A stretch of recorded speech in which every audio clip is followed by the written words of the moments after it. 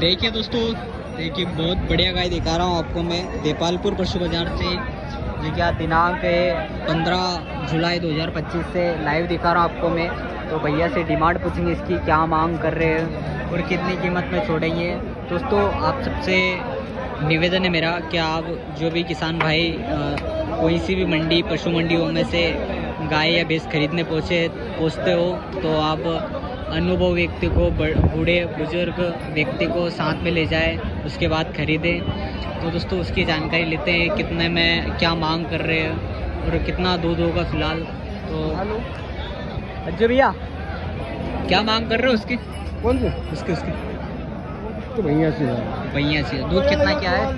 दूध है 10 kilo time का दूध है और 82,000 मांग कर रहे हो। दोस्तों लेने देने में बहुत अंतर होता है, देखिए आप करें तो भारी भीड़ देखने को मिली है दोस्तों।